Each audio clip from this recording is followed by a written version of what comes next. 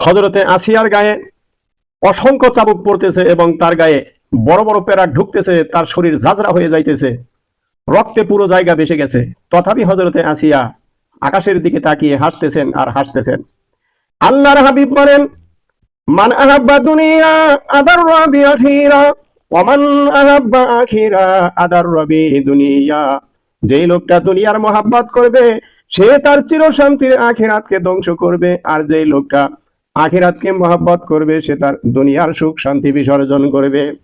ফেরাউন বারবার ডাক দিয়ে বলে, আসিয়া তুমি আমাকে খোদা বলে মানো।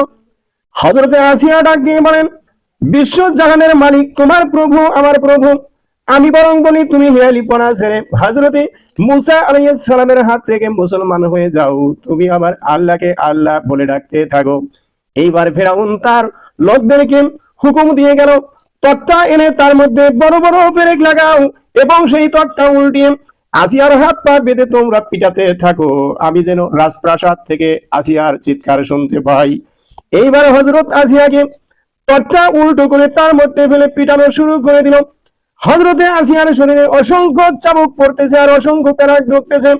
হযরতে আসিয়া আল্লাহ তাআলাকে ডাক দিয়ে বলেন, মালিক এই দুনিয়ার কোন সুখ শান্তি আমি চাই না, দুনিয়ার কোন মানুষের কাছে আমি সাহায্য চাই না, আমি শুধু চাই যে দুনিয়ার কোন সুখ শান্তি আমি পেলাম না, এর বিনিময়ে আল্লাহ গো তুমি তোমার জান্নাতের বারান্দায় আমাকে একটু স্থান দিও। আল্লাহ তাআলা দেখে বলেন, জিবরাইল আসমানের দরজা খুলে দাও, আসিয়ার জন্য আমি মণিমুক্তা দিয়ে সুন্দর প্রাসাদ তৈরি করে রেখেছি, এই প্রাসাদটা আসিয়ার চোখের সামনে তুলে ধরো, আমার আসিয়া যেন তার জন্য তৈরি সেই রাজপ্রাসাদ দেখে আমার কাছে চলে আসতে পারে। এইবারে হযরতে আসিয়া আসমানের দরজা খুলে গেলেন, আকাশের দিকে তিনি তাকিয়ে তার জন্য তৈরি জান্নাত দেখতেছেন আর হাসতেছেন, হাসতেছেন আর হাসতেছেন। এবার কাফেররা জিজ্ঞাসা করে, কি ব্যাপার, কি ঘটনা হলো?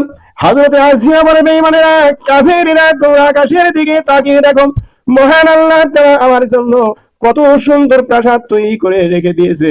এইবার আমিও তোমাদেরকে অনুরোধ করি তোমরা ফিরআউনকে বাদ দিয়ে মহান আল্লাহ তাআলার তাবেদার হয়ে যাও।